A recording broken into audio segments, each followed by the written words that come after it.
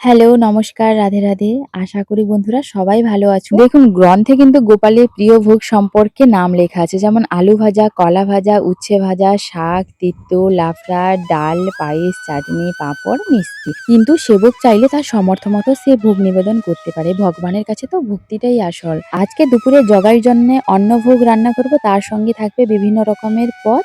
তো রাধারানীকে স্মরণ করে ওর জন্য ভোগ রান্না করা শুরু করে দিলাম। প্রথমে ওর জন্য মুখরোচক কিছু বানিয়ে ফেললাম। তো বন্ধুরা, গোপাল ভোগের একটা টিপস বলি তোমাদেরকে। গোপালের ভোগে কিন্তু নিজেদের মুখরোচক করে বানালে হবে না। গোপালের ভোগটা ঝাল কম আর চিনির ভাগটা বেশি থাকবে। যেমন আমাদের বাচ্চারা ঝাল খেতে পারে না, হালকা খাবার বানাতে হয়। গোপালকে কিন্তু সেই বাৎসল্যভাবে পুজো দেওয়া উচিত। প্রায় সব প্রকারের ভোগ বানানো প্রস্তুত করে জগাইকে তুলসী তলাতে স্নানের জন্য আনলাম। এখানে দুধ আর মধু দিয়ে ওকে স্নান করালাম।